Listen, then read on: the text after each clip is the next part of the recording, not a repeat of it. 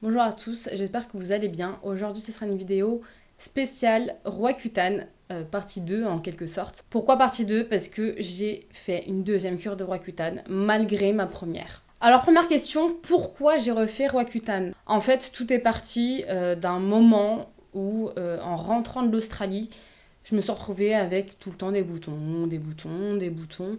Au niveau des joues, c'était pas la même acné qu'avant, elle était beaucoup plus légère. Mais c'était des boutons quand même disgracieux et qui me faisaient mal de temps en temps. Ça allait pas. En fait, j'avais quand même des taches et des boutons et j'ai commencé de plus en plus à paniquer. J'ai eu trop peur. Comme la première fois avec mes boutons qui m'ont suivi toute ma jeunesse, mon collège, mon lycée, je voulais pas retomber là-dessus. J'avais trop peur de redevenir moche en quelque sorte. Parce que c'est un peu comme ça qu'on se sent quand on a des boutons, en tout cas pour ma part. C'est vraiment un moment de ma vie, on va dire, qui m'a le plus fait du mal en gros. Et donc j'avais vraiment très peur de retomber et plus j'attendais, plus je continuais à avoir des boutons et plus j'avais peur que ça reste comme ça tout le temps et que je puisse plus refaire Roaccutane. Parce que surtout il faut... La chose à ne pas oublier, c'est qu'on ne peut pas tomber enceinte avec Roaccutane. Le bébé, il est déformé comme pas possible, il peut pas vivre en fait, le bébé, clairement. Et j'avais déjà 24 ans, donc j'ai encore 24 ans, en fait ça s'est arrêté il y a 6 mois. J'avais vraiment envie d'être vite débarrassée de Roaccutane pour... on sait jamais si 2 ans après je tombe enceinte et... Je voulais vraiment qu'il y ait une vraie pause après Roaccutane avant d'avoir un enfant et j'avais peur. J'avais peur, je me suis posé quand même la question, est-ce que je le refais?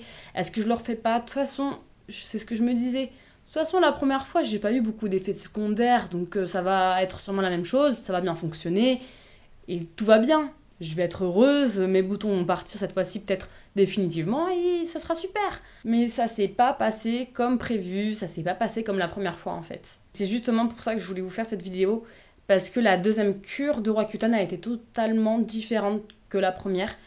Elle était vraiment très dure pour ma part. Alors comment je suis allée revoir ma dermatologue pour lui redemander Roaccutane? En fait, c'est même pas moi qui lui ai demandé. Je suis allée la revoir, j'ai pris rendez-vous chez la même dermatologue que j'avais. Donc elle me connaissait déjà, elle savait qu'on avait fait Roaccutane ensemble. Et dès qu'elle m'a vue, elle a vu que j'avais encore des boutons et elle s'est demandé, enfin, elle a vu que c'était pas anodin, c'était pas un tout petit truc, c'était quand même des boutons assez gros, ça me faisait des taches. Et elle savait que j'étais désespérée, hein, forcément. Elle m'a tout de suite demandé est-ce que je voulais faire une deuxième cure de Roaccutane. Parce qu'elle savait que c'était la seule chose qui avait fonctionné avec moi.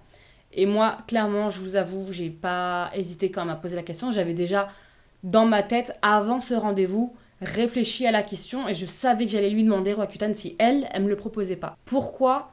Tout simplement parce que je voulais plus du tout réavoir les crèmes qui agressaient ma peau. Parce qu'il faut savoir qu'on fait un traitement dermatologique sans que ce soit Roaccutane. Sur la peau, ce qu'on met, c'est des produits assez chimiques et assez forts. Je me souviens, étant plus jeune et ayant fait tous les traitements possibles chez le dermatologue, j'avais la partie autour de la bouche plus foncée que le reste du visage, tout simplement parce que j'en appliquais pas autour de la bouche. Et comme ils sont tellement agressifs, ils dépigmentent la peau, donc j'avais le reste de mon visage blanc et autour de ma bouche bronzé en quelque sorte. Donc c'était très moche, ça faisait peur en fait à voir. J'avais l'impression d'être défigurée et en fait ça faisait plus... En fait, je savais pas si je voulais cette peau-là, avec des taches, etc., sans boutons, ou des boutons, mais sans aucune tache. Et je voulais surtout pas revenir dans des traitements comme ça.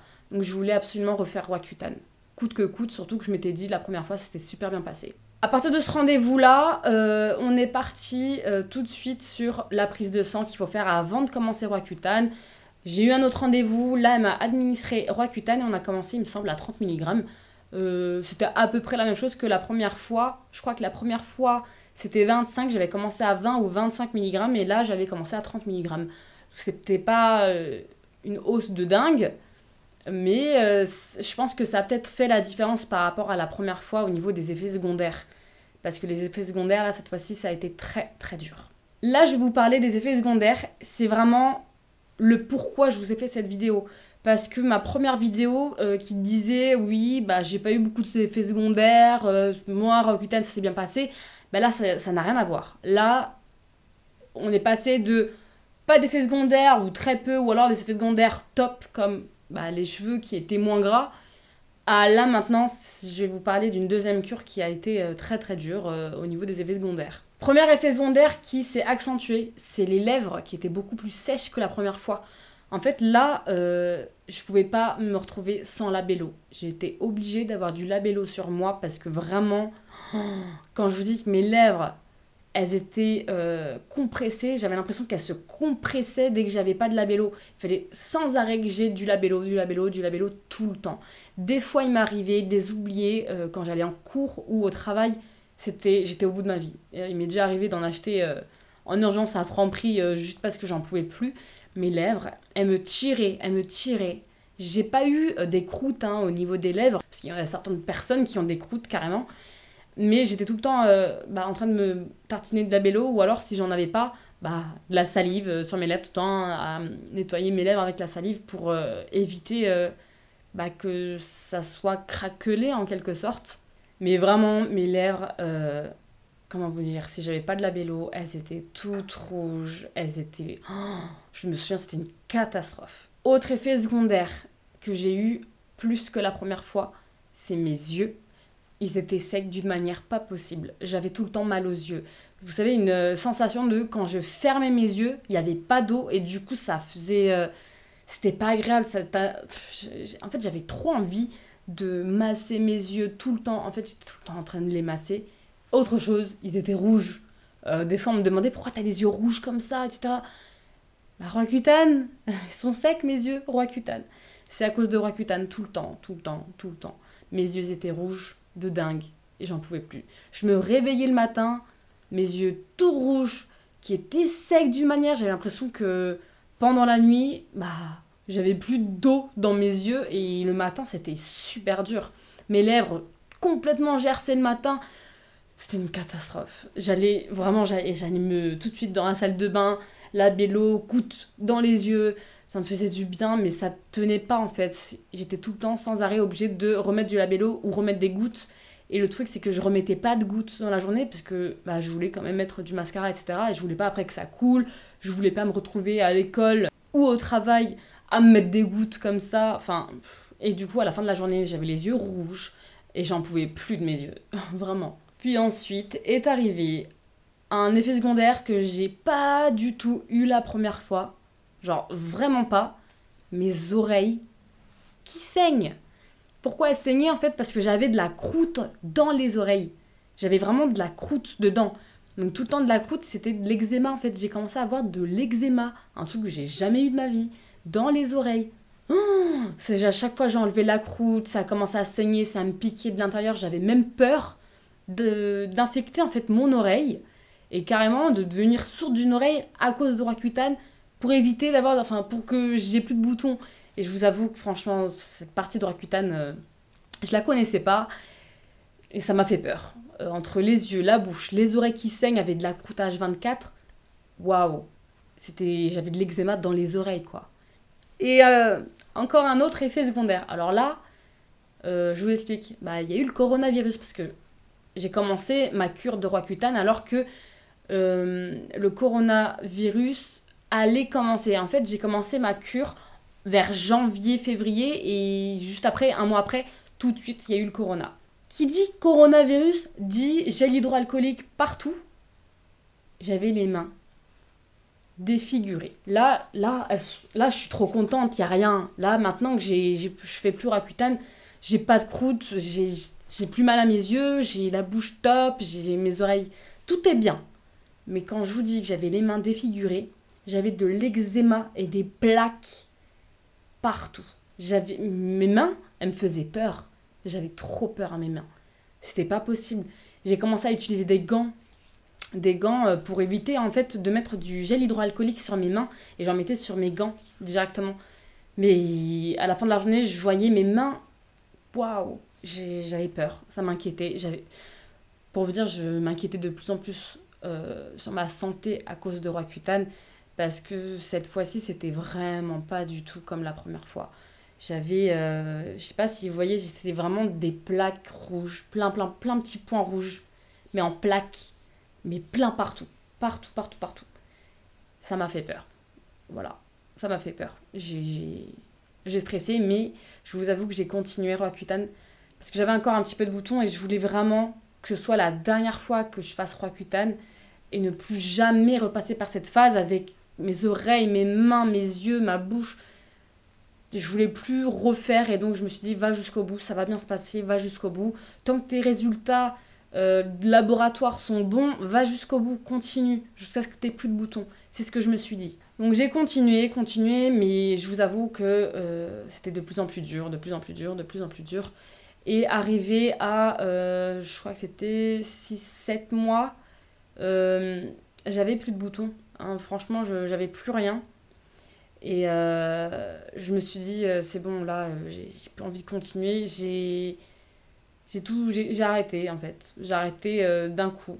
J'ai tout arrêté. Et aujourd'hui, j'ai plus de boutons et j'ai pas un seul bouton qui a réapparu, qui a dit bonjour, quoi. Et là, ça fait plus de 6 mois. Parce que là, j'ai arrêté vers août. Là, on est en mars. En fait, ça fait déjà un petit moment, même. C'est presque un an. Et j'ai plus rien. J'ai pas eu un seul petit bouton qui est apparu et pourtant, je vous avoue que je suis passée à une période pendant le confinement où je me lavais pas le visage. Des fois, je me maquillais sans me démaquiller, sans me laver le visage. Je sais que c'est pas bien, mais j'ai pas eu un seul bouton qui est sorti pendant cette période. J'ai plus de boutons en fait. J'ai vraiment plus de boutons. Mes mains, elles sont revenues. Mes yeux sont revenus. Enfin, j'ai plus eu les problèmes de sécheresse. Tout est parti. Mais vraiment, quand je vous dis que cette seconde cure de Roaccutane, elle a été dure. Elle a été vraiment très très dure. C'est pour ça que là, j'avais vraiment besoin de vous donner ce deuxième témoignage de Roaccutane parce que ça n'a rien à voir avec la première. Donc en fait, encore une fois, je vous le dis, tout dépend de la personne. Et même comme ça, moi, je suis la même personne qui a fait la première cure et la deuxième cure. Donc mon corps connaît déjà Roaccutane, le médicament. Mais mon corps n'a pas réagi de la même façon la première et la deuxième fois. Donc en fait, c'est trop aléatoire. Faut pas, vous basez pas sur l'expérience d'une personne quand vous cherchez des témoignages, parce que ça sera différent dans tous les cas. Pour vous, ça sera toujours différent. Vous ne pourrez pas savoir tant que vous n'avez pas pris Roaccutane comment va réagir votre corps. On ne peut pas savoir. Moi, il a vraiment réagi différemment et la deuxième fois, j'étais sur le point de tout arrêter. Surtout quand il s'est passé quelque chose d'assez grave, quelque chose dont j'ai eu peur. Là, pour répondre à la question, qu'est-ce qui m'est arrivé avec Roaccutane ? Je vous explique en fait, j'ai un kyste derrière cette oreille. Mais j'ai jamais eu de soucis, je le contrôle, ça fait des années, ça fait au moins 10 ans que j'ai ce kyste, il n'y a pas de problème. Mais en fait, si j'ai pris la décision d'arrêter vraiment Roaccutane au moment où ça faisait déjà un mois, je crois que j'avais plus de boutons, mais je voulais continuer jusqu'à la fin Roaccutane, sauf qu'il m'est arrivé un truc. En fait, j'ai commencé à avoir des mal de crâne, mais vraiment différente d'habitude à l'intérieur. Je ne sais pas à l'heure d'aujourd'hui si c'est Roaccutane ou si c'est mon kyste qui m'a donné ces mal de crâne. J'en ai parlé à ma dermatologue qui, elle, me disait que ça n'avait rien à voir avec Roaccutane, que Roaccutane ne faisait pas ce genre de choses. Sauf que je vous avoue que moi, j'ai fait mes recherches après, j'avais tellement peur, parce que c'était des douleurs qui me lançaient dans le crâne. C'est pas des douleurs habituelles, c'est quelque chose qui me faisait peur. J'avais même peur d'avoir attrapé quelque chose dans les neurones, en fait, dans le cerveau, à cause de Roaccutane. J'ai commencé même à faire des radios et des scanners au niveau de la tête. Ils ont rien trouvé. Moi, je vous avoue que je pense que c'était Roaccutane. Parce que vous savez que Roaccutane joue beaucoup aussi sur les hormones. Et je me suis dit peut-être que ça avait un rapport avec ça parce que bizarrement, dès que j'ai arrêté Roaccutane, quelques semaines après, j'ai arrêté d'avoir ces lancements dans le cerveau. Et des lancements, c'est vraiment quelque chose qui me faisait mal d'un coup. Et c'était une douleur vraiment très différente des douleurs que vous pouvez avoir quand vous avez mal à la tête ou un mal de crâne. C'était vraiment différent et je savais qu'il y avait quelque chose qui allait pas. C'est pour ça que j'ai fait plein d'examens en fait au niveau de mon crâne et que je réfléchissais de plus en plus à arrêter Roaccutane. J'étais vraiment pas bien. Et ma dermatologue, elle me rassurait pas forcément parce qu'elle me disait que c'était pas un effet secondaire qui était plus présent. Mais en fait, quand vous regardez la notice de Roaccutane, dans la notice, il y avait écrit un truc qui ressemblait un petit peu à ça. Et quand j'ai regardé, j'ai fait des recherches plus approfondies sur internet sur les effets secondaires de Roaccutane. Et ce que j'avais, ma douleur du coup à la tête, et je suis tombée sur un truc qui était un petit peu similaire à ma douleur. Et du coup, à l'heure d'aujourd'hui, je ne sais pas ce qui m'a fait cette douleur. Mes examens ont été tous négatifs de quelconque problème. Donc aucun problème, pas de kyste, rien d'anormal au niveau de mes scanners et de mes radios.